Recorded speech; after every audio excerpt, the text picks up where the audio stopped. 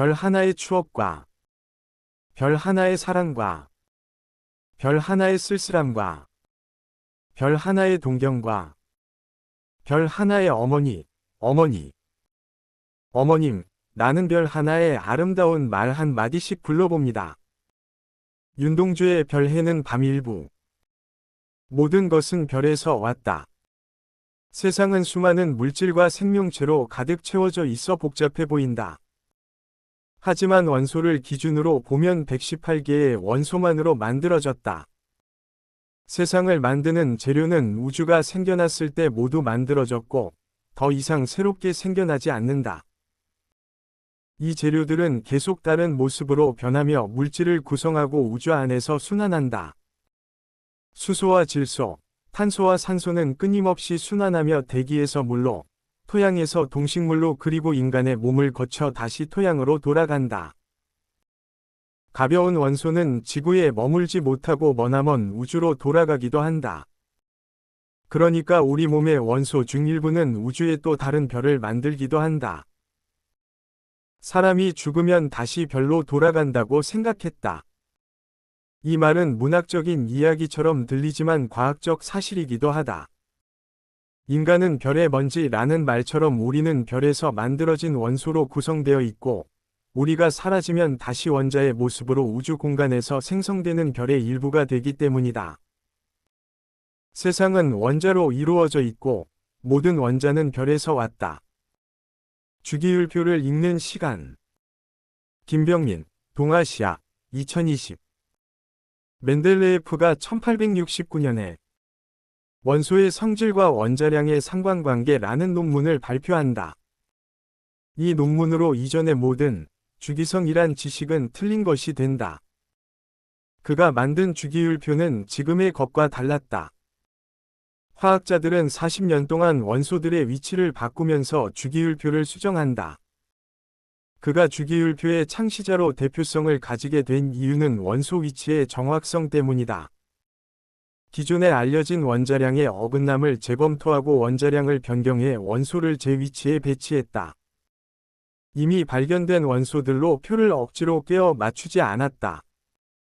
그 자리에 해당하는 성질을 가진 원소가 없는 경우에는 그 자리를 빈칸으로 내버려 두었다.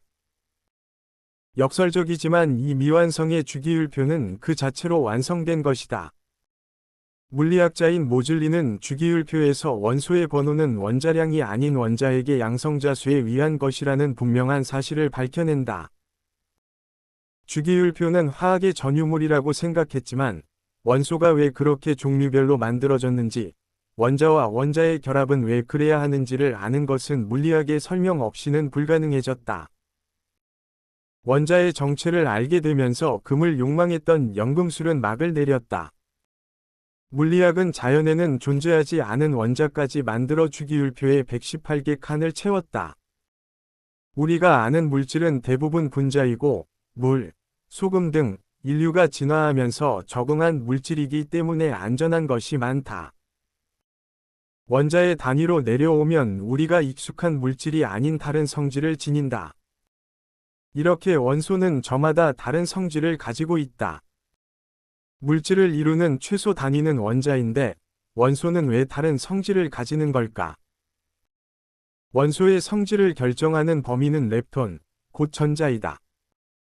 원소의 성질은 양성자 수와 같은 수의 전자들이 핵 주변에 정해진 공간의 핵과 가까운 안쪽 공간부터 채우고 나서 에너지 기준으로 가장 바깥쪽 공간에 남은 전자들에 의해 결정된다. 이 전자를 원기가전자라고 한다. 주기율표의 세로줄은 원자가 전자가 같은 원소의 집합이다. 결국 원소의 성질은 전자 때문에 정의된다. 양성자가 늘어나 핵이 무거워지면서 늘어난 전자는 원자 내 입자들과 전자기력에 의해 영향을 받으며 자신이 존재하는 공간적인 분포를 결정해 원자의 고유한 특성을 만든다. 바로 이것이 원자가 원소로 구별되는 이유이다. 화학은 전자의 학문이고 전자가 어디에 있는지 알게 됐기 때문이다. 주기율표는 바로 이런 원리로 나타난 원소의 주기적 특성을 정리한 표이다. 화학자가 원자의 정체도 모른 채로 만든 것이 바로 이 주기율표이지만 물리학이 발전하면서 지금의 모습처럼 전자의 위치를 알려주는 아름다운 표로서의 역할을 해낼 수 있게 되었다. 20세기가 되면서 원자의 구조가 밝혀지고 원소의 화학적 성질은 원자량이 아닌 전자 때문이란 것을 알게 되었다. 전자 껍질에는 들어갈 수 있는 전자의 수가 정해져 있으니 안쪽부터 차례로 전자를 채워가다 보면 전자 껍질에 미처 다 채우지 못한 전자가 존재하게 된다. 이때 원자의 가장 바깥쪽 껍질에 있는 전자가 다른 원소와 반응을 일으키는 원인이 된다. 결국 바깥쪽 껍질의 전자 개수가 화학적 성질을 결정하는 것이다. 화학 반응은 원자들 간의 바깥쪽 껍질에 존재하는 전자를 어떻게 다룰 것인가에 달려 있다. 주기율표에는 전자 껍질과 전자 배치의 정보가 숨어 있다. 그러므로 주기율표는 전자 배치의 규칙성이 매우 중요하다. 저자는 논리정연하고 친절하게 전자 배치의 규칙성에 대하여 설명을 한다. 그러나 나는 이 시점에서 안드로메다로 날아갈 수밖에 없었다. 그 이유는 사진, 파란색 표시가 전자 배치이다. 가장 바깥쪽 껍질에 있는 전자의 수가 같은 원소끼리 세로줄로 배치하고 묶어 만들어 족이라고 한다.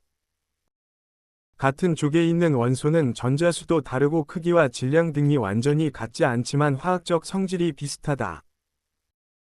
원소로 구성되는 원자의 질량은 양성자와 중성자에 의해 결정된다. 탄소 원자유 02 곱하기 12 23 승계가 모인 질량 12 1115g을 12로 원자량을 정하고 나머지 원소는 상대 질량을 정했다. 동위원소는 주기율표상에서 같은 위치에 있지만 질량은 서로 다른 원소를 뜻한다. 동위원소는 중성자 개수의 차이에서 비롯한다. 주기율표는 2차원 평면 위에 펼쳐진 세계지도를 닮았다. 주기율표 가장 오른쪽에 위치한 18족 원소는 사실 1족인 알칼리 금속과 가까이 있는 원소들이다. 반도체는 전기 전도도가 절반이라는 의미가 아니라 빛이나 열에 따라 전도띠를 넘어갈 수 있는 전자를 만들어 도체와 부도체의 성질을 오갈 수 있다는 뜻이다. 히토류는 란타넘족 15개와 스칸듐, 스크, 이트리움, Y, 17개의 원소이다. 희귀하다고는 하지만 여기서는 양이 부족하다기보다는 광물 속에 서로 섞여 있어 찾아내기 어렵다는 의미이다. 최근 히토류가 새로운 경제전쟁의 도구로 부각되고 있다. 절대적인 양이 부족해서가 아니라 특정 지역에서만 추출할 수 있고 생산하기 어렵기 때문이다. 주기율표가 꼭 한 가지 모습일 필요는 없다.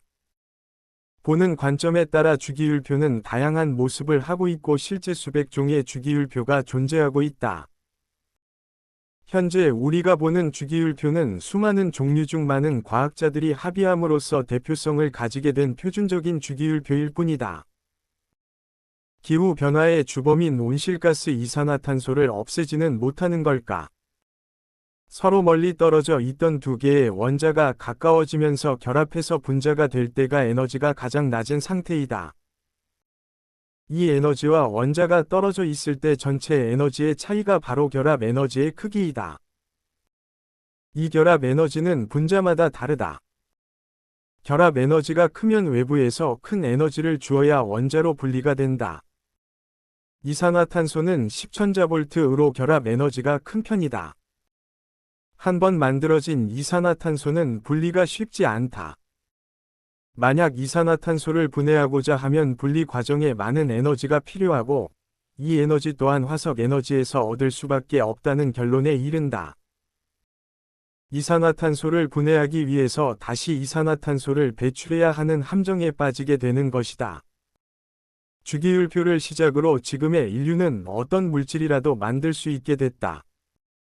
화학의 도움으로 자연의 거대한 힘을 흉내낼 수 있게 된 인류는 그 욕망에 날개를 달았고 그 결과 각종 부작용이 부메랑이 되어 돌아와 인류의 생존을 위협하고 있다.